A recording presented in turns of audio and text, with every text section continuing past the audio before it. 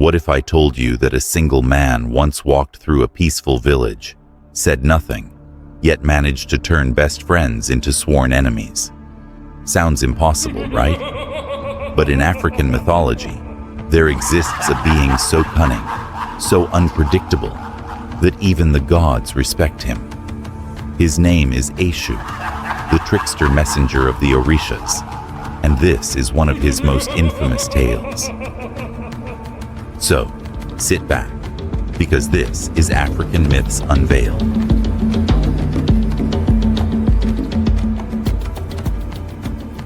Before we dive deeper into the story, I have a quick question for you. I know that many of you are tuning in from different parts of the world, all united by a love for African mythology. So, I'd love to reconnect. Drop a comment below and let me know where you're watching from. I'll be in the comment section engaging with you. And if you're enjoying the content, a like and subscription would mean the world to me. All right, let's get back to the story. The sun hung lazily over a Yoruba village, its golden rays painting the red earth with warmth. The villagers were busy preparing a great feast, an offering to Orunmila, the Orisha of wisdom. It was a time of unity, a time of celebration. Laughter filled the air as people pounded yam, grilled fresh fish, and poured palm wine into ceremonial calabashes. But amidst the harmony, a stranger approached. He was a man of striking presence. His robe split perfectly down the middle, one side as red as fresh blood, the other as dark as a moonless night. With a confident stride, he walked straight through the heart of the village, offering nothing but a sly smile beneath his wide-brimmed hat. Two best friends, Ade and Kola, stood outside their huts, chatting as they arranged baskets of fruit for the offering. They both saw the man pass between them. Ade frowned. "That's a fine red robe." Kola blinked. "Red? Are you joking?" His robe was black. Ade let out a small laugh. "Maybe you're tired. I saw it clearly. It was red." Kola's eyes darkened. "Ade, don't play with me. That robe was black." Their playful conversation soured. Voices grew sharp, hands balled into fists. Others gathered, and soon the entire village was caught in the dispute. Some swore they had seen red. Others insisted on black. Anger turned to shouts. Shouts turned to threats. And before long, what had started as a simple disagreement erupted into chaos. All the while, standing at the village's edge, the stranger watched. His lips curled into a knowing smile. His work was done. This was no ordinary man. This was Eshu, the trickster, the messenger of the Orishas, the master of confusion and revelation. And the village had just played into his hands. As the village erupted into chaos, elders shouted in frustration, trying to restore order. But the damage had already been done. Friends turned against friends, families divided. The once united community now stood in two camps, those who saw red and those who saw black. Amidst the shouting, Baba Olorun, the village's wisest elder, raised his staff. Enough. His voice, though old, carried the weight of authority. "Why are we fighting? Over the color of a stranger's robe?" Ade pointed an accusing finger at Kola. "Because he is blind to the truth." Kola sneered. "No, he is the blind one." The elder sighed. He knew something wasn't right. He had lived long enough to recognize divine mischief when he saw it. And there was only one being who delighted in such chaos. "Where is the stranger now?" Baba Oloran asked. The villagers looked around, but the man was gone. Far from the village, deep in the sacred forest, Eshu walked along a winding path, humming to himself. He had caused trouble, as he often did, but not for the sake of destruction. No, Eshu's tricks always had a purpose. A sudden gust of wind stirred the leaves, and from the trees descended a figure wreathed in golden light. Orunmila, the Orisha of wisdom, had arrived. Unlike Eshu, his presence brought calm instead of chaos. Eshu, Orunmila said, in a voice as smooth as running water, "Why do you take pleasure in disturbing my people?" Eshu grinned, leaning on his staff. "Disturbing? No, my friend. I only showed them the truth." Orunmila raised an eyebrow. "Truth? You've caused nothing but division." Eshu chuckled. "And what is wisdom without conflict? How can one claim to know anything if they have never questioned their own perception?" He twirled his staff and pointed it at Orunmila. "Your people think they understand the world, yet they argue over something as simple as color. I merely revealed their blindness." Orunmila sighed. He knew Eshu was not entirely wrong. The trickster had a way of exposing the unseen. Eshu tapped his chin playfully. "Besides, isn't it amusing to see how quickly people turn against one another over something so small?" He gave Orunmila a knowing look. "Perhaps their devotion to wisdom is not as strong as you thought." Orunmila said nothing. He simply watched as Eshu turned and continued down the path, whistling a tune only the gods understood. For this was the way of Eshu. He was neither good nor evil, neither friend nor foe. He was the road itself, the path between truth and deception, order and chaos. And for those who walked his path, there was always a lesson to be learned. Back in the village, the air remained thick with tension. The division Eshu had sown was like a wildfire, spreading from friend to friend, house to house. Even the elders found themselves choosing sides. Baba Oloran, the wisest of them all, had seen enough.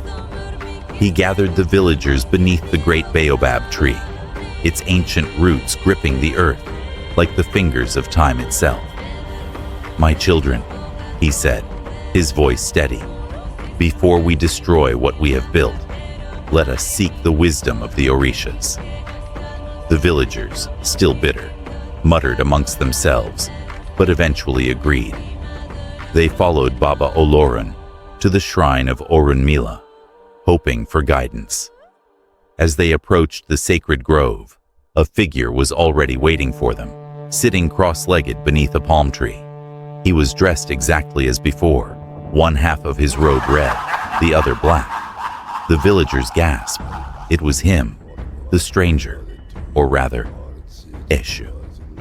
Baba Oloran stepped forward cautiously. "Eshu," he said, "we know who you are. We know you are the trickster. Why have you done this to us?" Eshu smiled, his eyes twinkling like fireflies in the dark. "Done what, old one?" He gestured at the angry villagers. "I only walked through your village. You did the rest." Aid clenched his fists. "You tricked us." Eshu tilted his head.